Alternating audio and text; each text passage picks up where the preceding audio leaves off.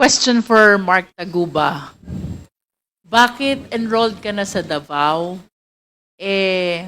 naharang pa yung container na fina-facilitate mo for release? Ayun po, Your Honor. Sabi ko rin po minsan, ano lang din nila yan para magbigay ka sa kanila, additional na payment. Pag nag-alert naman sila, hindi marami. Unti-unti lang. Pero syempre, kahit isang container lang ang ma-alert dyan, malaking halaga po yun yung laman ng container. So, kaaregluhin mo talaga siya. So, sa aking side, patingin ko po, para siyang additional income. Parang siguro, may sila ngayong araw, kailangan nila ng pera. So, mga haras sila ng tao.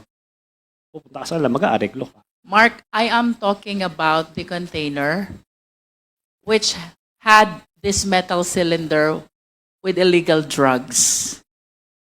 Was it a coincidence na siya yung na-check? Or is there other reason behind kung bakit sa kabila ng enrollment mo sa Davao Group, naharang itong shipment na to? Hindi po siya naharang sabi ko nga po, green lane po siya. Green lane. Opo. So, dire-diretso po siya. Wala po siyang x-ray, wala po siyang physical examination. At talagang wala kaming alam na kung may to. Sa katunayan nga, ang tagal nga na-release May 15 pa dumating yung container, sinabi ko na yun noon. At May 24 pa siya na-deliver. So, how was the shabu contained in the metal cylinder discovered? Ayun po, nagkaroon ng raid sa May 26 sa Valenzuela. At yun, binuksan nila yung cylinder doon. Doon nila nalaman na may shabu yung cylinder. The discovery happened after the release, Yes po. when the same is already in the warehouse. Yes po, Your Honor. Kanina sabi mo, wala sa packing list yung metal cylinder. Tama ba? Yes po, Your Honor. Anong naging basis ng implication mo dito sa metal cylinder when the same is not written among the items in the packing list? Ayun po, ang tanging ebidensya lang po nila is yung logbook ng Hongfei na di umano, nung nagdiskarga dun sa container na yun, merong 5 cylinder na diniskarga dun sa container na yun. And who prepared that logbook? Yung Hongfei din po. Would you know who is that employee or representative of Hongfei? Kasi pwede ko namang basta isulat lang yan Yun nga po. na may kasama siyang metal cylinder when in fact wala. Yun po. Yun po, kasama po yun sa aming depensa na bakit yun ang pinagbasehan nila, yung pwede mong isulat na lang kahit sino. Samantalang sa amin, meron kami mga dokumento na in-examine yan sa China. At hindi naman po yan ninakaw Dumaan yan sa Bureau of Customs So, was the person who unloaded the cargo from the container while in the warehouse already, was he presented in the court? Yung nag-unload po, hindi po. Hindi po So, it was only yung prepare lang po nung yung unhigh packing list na sinasabi nila. Na, yun Wait, sabi mo kanina the packing list which goes with the bill of lading does Hindi not po yun. include. Hindi po siya kasama doon. Kaya nga nagulat kami. Bakit may iba pang packing list? In other words, dalawa yung packing list ngayon. Yes po, Your Honor. Packing list that goes with the bill of lading nung dumating yung shipment. Yung packing list na pinresent niya doon sa court, kailanman hindi ko pa nakita yun. At hindi rin yun dumaan sa Bureau of Customs. Kaya ikino-contest namin yun Saan ang galing yung packing list na yun? Were you not able to keep your own copy of this customs documents, importation documents, para sana na-prove mo that the packing list that they are offering to the court is different from the real and actual packing list? Yun nga po, Your Honor, hindi kami pinakinggan dyan.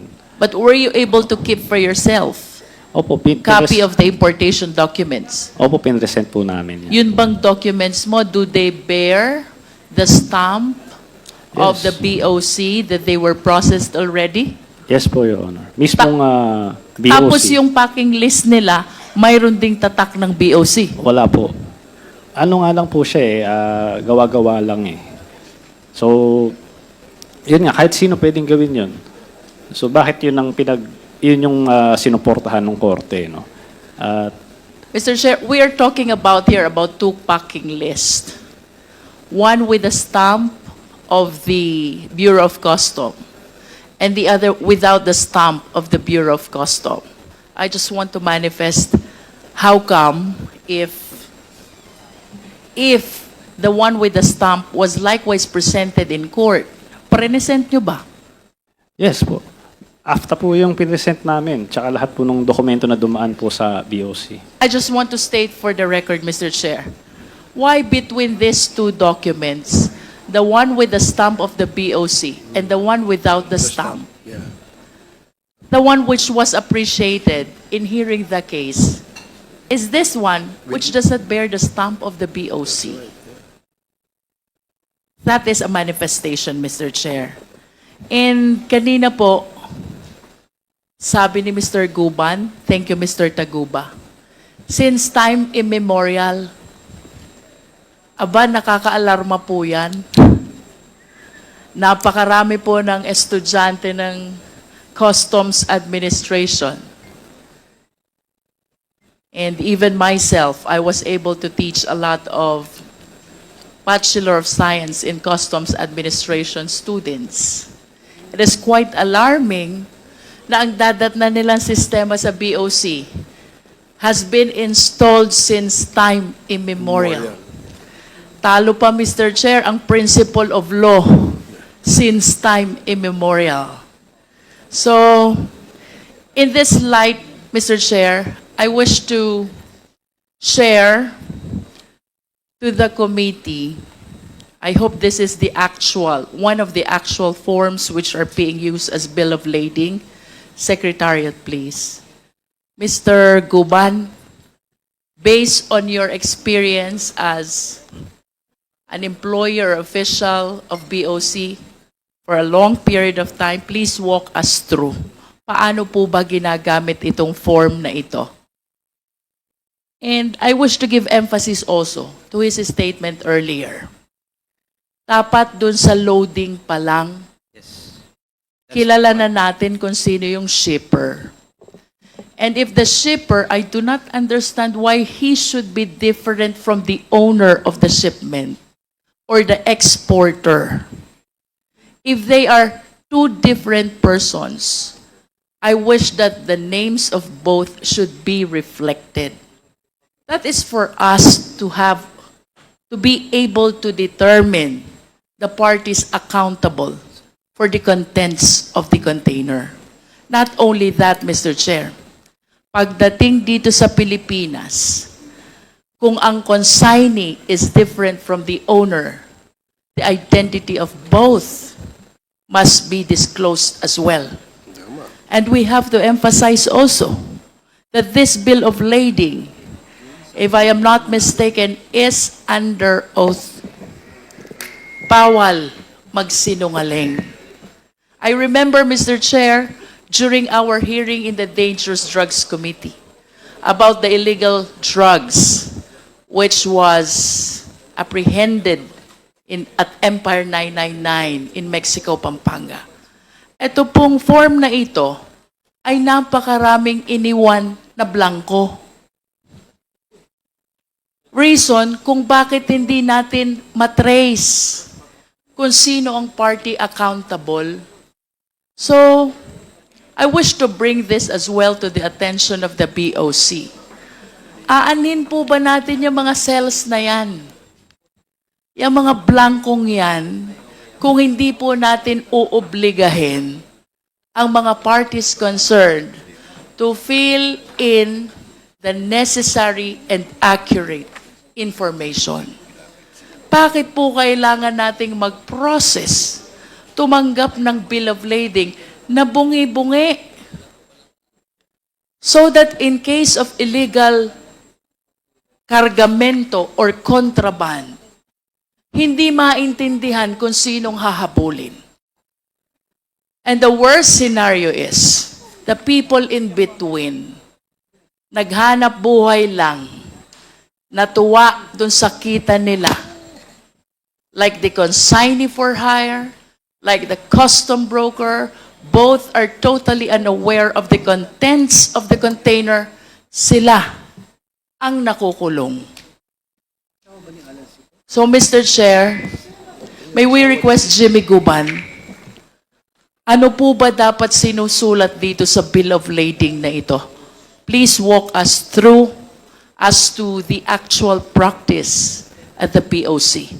Pasensya na po sa taga-BOC, parang mas marami pong alam si Jimmy Guban kaysa sa ating mga resource persons from BOC. Your Honor, Mr. dapat po Chair. yung, thank you po, Your Honor. Dapat po yung bill of lading, advance po na dumadating yan sa port, sa Bureau of Customs, lalo na po sa Office of the Commissioner, then sa Office ng District Collector, din pababa po. So doon po malalalaman na natin kung ano ang mga kargamento base doon sa sinulat nila. Yes, ma'am. Mr. Guban, let's start with the parties. Sino po yung mga parties concerned whose names must appear in the bill of lading? Your Honor, mas maganda po kung umpisahan ko siguro sa consignee. Kasi pag Consignee. bill of lading, from galing lang yun abroad eh. So yung consignee, yung accreditation ng customs, pasensya na kapanyero. Ang consignee kasi wala isang warehouse. Yun yung importer natin dito sa Pilipinas. So yung consignee, inaaprobahan nung na-assign pa ako noon. Before Mr. kaya- Guban, are you trying to say that the consignee and the importer is one and the same person? Meron yan ma'am na isa lang, merong iba. Kaya nga po may shipper, may bill of lading. Galing po yun doon sa shipper. So pagdating dito sa Pilipinas po, kung bill of lading na, may kasama na po yun na advance foreign manifest from the shipping line. So yung port of loading, nakalagay na po yun doon sa lahat.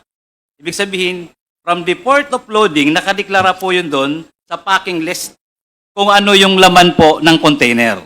So yung container po doon from the port of loading, iba-iba po nun ang may-ari. Kaya po mayroong tinatawag kaming consolidator abroad. Sa isang di 20 or di 40, there are instances na mayroon pong 3 o 5 ang may-ari. Okay, let me interrupt. How do we determine who are the owners of the different packages contained in one container facilitated by one consolidator? Your Honor, to tell you frankly, wala na po. Isa na lang ang may-ari nun, yung shipper na lang. Shipper na lang. Opo, yung nagpadala dito. Yung tunay na may-ari nun, sila na nag-uusap from the port of origin hanggang dito sa Pilipinas. In other words, the real owners of this shipment talks to the shipper. To the shipper, Your Honor. They pay the shipper also That's correct, Your Honor. for allowing their shipment to be contained in the container. Opo, Your Honor. And we have no document to show kung sino ang may-ari, actual owner ng mga shipment na ito, except for the shipper. Except for the shipper, Your Honor, then even the company, if that is authentic or original na galing doon sa port of loading. Dito sa atin, ang dokumento marami sa recto eh.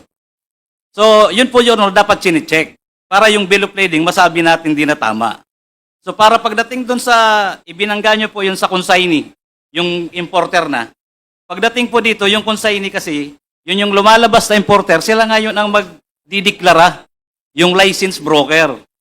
So sila ang magdideklara kung ano po yung mga in-import nila base doon sa shipper papunta ng Pilipinas. So kung ano po ang binigay na pinadala dito sa bill of lading, packing list, yun din ang ilalodge na entry nung consignee dito po sa Pilipinas, sa customs. Ang problema po natin, kaya hindi na po natin ma-check dahil yung consignee, minsan ang daming budiga na pinagdadalhan nila iba-iba. Hindi na po natin na monitor pagbaba ng kargamento kung tama yung dineklara nila from the port of origin. Ang sabi nila sa port of origin, 5. Tsinelas, shoes, t-shirts, kung ano pa. Pagdating po dito sa Pilipinas, hindi na nakikita ng mga consignee, yung nagtatrabaho na katulad kay Mark. Kasi dinadala na po yan nila sa kanilang budiga. So ang customs po, nawawala na yung monitoring kung ano na po ang laman ng container. So that is how the law enforcement in the Bureau of Customs work. Is it correct to say, Mr. Guban, na ang ginagawa ng consignee at importer dito sa Pilipinas, they simply rely on the packing list that was prepared by the shipper? Yes, Your Honor. And if you are the shipper, will you include among the packing list those which are illegal? No, Your Honor. Definitely not. Not Your Honor.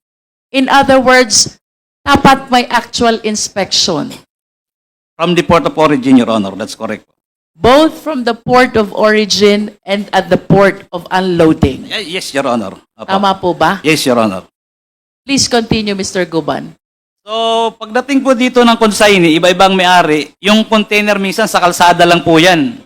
Pag walang warehouse na designated yung consignee, minsan sa kalsada lang binababaan na nila yung kargamento. Hiwa-hiwalay. Ilalagay na sa mga close van. Pag may illegal, close van ka agad yan, takbo na sa kanila para pambinta. So, we cannot, Your Honor, prevent the cargos, legal man or illegal, kung paano talaga natin maitatama, pati sa duties and taxes. Pati na rin po sa BIR, pagdating sa BIR. Dahil pagdating sa deklarasyon na nila, iba na. So, Because there is really no actual inspection.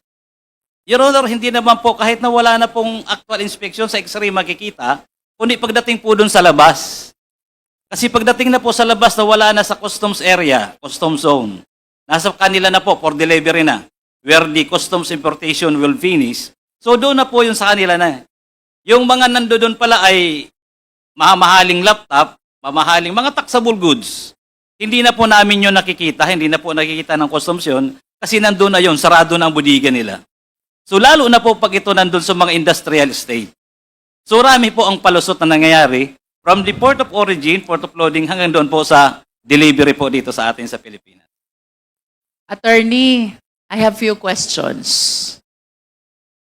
Based on the testimony of Mr. Taguba, flat rate 170,000 per container, regardless of the contents of the container, because there is no actual inspection anymore that is happening.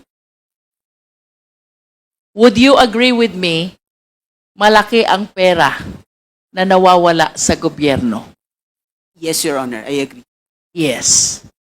Since you assumed your office as Chief of Prosecution Division of BOC, ilan na po ba ang na-file niyong kaso ng smuggling?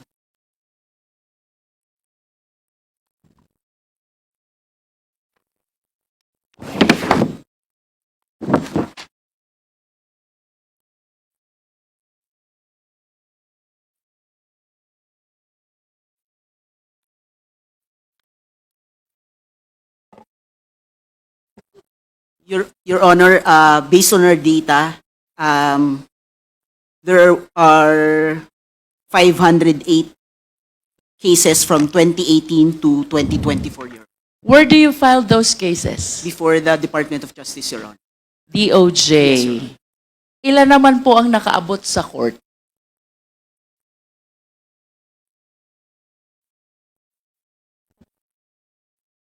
Your Honor, I can provide the data, but filed in court, 55 for filing in court, 40. Come again, attorney. Your Honor, for those filed in court, 55. 55? 55. For filing in court is 40. 40. 40 for those filed in court. No, Your Honor, 55 for those 55. filed in court. Ano yung 40? 40 for filing, Your Honor. It's For filing for pa filing, lang. yes, Your Honor. Okay. So, ganito ha, attorney, sabi mo, there are 508 cases you were able to file with the DOJ. 55 of those are already in court and 40 of those are still for filing with the court. Tama po ba? Yes, Your Honor. Do you think, attorney, this statistics is commensurate doon sa sinasabi ni Mr. Guban since time immemorial?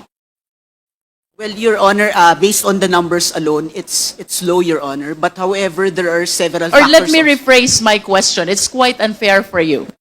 Yung 5 years mo na nasa BOC ka, chief ka ng prosecution division, he's saying widespread, lahat since time immemorial, bago pa yata tayo naging abogado, yan ang sistema sa BOC.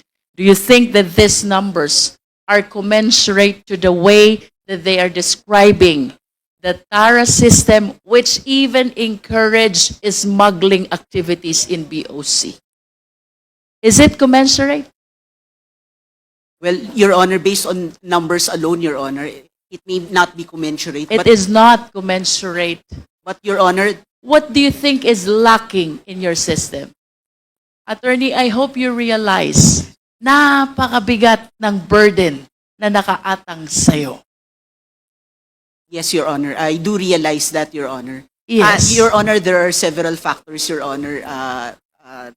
All right, please enlighten us. Your Honor, one is there's a 2024 rules on preliminary investigations and inquest proceedings, Your Honor, which changed the the quantum of evidence, Your Honor. Why? Is it not probable cause pa rin ang No, Your pinag-uusapan Honor. natin? No, Your Honor. What? Prima facie evidence, Your Prima Honor. facie evidence. Yes, Your Honor. And then? And then another factor, Your Honor, are availability of original or certified documents, Your Honor. So if we don't have the original or certified copies, Your Honor, the DOJ might not have a resolution recommending the filing of an information against this importers. You mean to say you are losing these cases at the level of the Department of Justice? Some, Your Honor, some are in the court level, Your Honor. Ito bang 508 minus 40 minus 55, buhay pa ba to? Still pending with the DOJ or dismissed already? Your Honor, these are, some of them are dismissed, Your Honor. How many have been dismissed already out of 508? Based on my data, Your Honor, 10, Your Honor. 10 dismissed in court, Your Honor. Dismissed in dismissal. court. Court dismissal. Dismissed by DOJ. How No, many? Your Honor. Dismissed by DOJ, 16, Your Honor. 16. Your Honor. So, ang talo mo lang is 26. Your Honor, there's also for automatic review, Your Honor. May pag-asa ka pa sa 472. Yes, Tama ba? Some of them are for automatic review, Your Honor. For automatic review by the DOJ as Yes, well. Your Honor. How many are you in your office? Are you addressed also as prosecutor? Your Honor, it is the Department of Justice state prosecutors who are the Yeah, but your office says prosecution division. How do we have to address you? Your Honor, we are also government prosecutors, Your Honor. We are the one who Government prosecute prosecutors. seizure cases. But you Your are under BOC, right? Yes, Your Honor. Baka dapat ang prosecutor galing DOJ. What do you think? Your Honor, with due respect, Your Honor, the BOC lawyers are trained with the Customs Modernization and Tariff Act, Your Honor, and other related laws, rules, and regulations, Your Yes, but based on your own admission, this statistics is low compared to the widespread TARA system that the two resource persons are describing. Well, Your Honor, we are also in close coordination with the Department of Justice in order to improve our system, Your Honor. Let me go back to my question. How many are you in your office? How many government prosecutors are you in your office? Your Honor, 15, around 15, Your Honor. Around 15. Do you closely coordinate with the BOC police? Yes, Your Honor. They provide us with data, Your Honor. Whenever they have a seizure, Your Honor, we are. How many are those people at the BOC police, the law enforcement? I have known. You have no idea. Okay. Mr. Chair, I wish to request for a summary of the 508 cases. Just a summary. And then a verification of whether this 508 consignees belong to Green Lane, Yellow Lane, or Red Lane?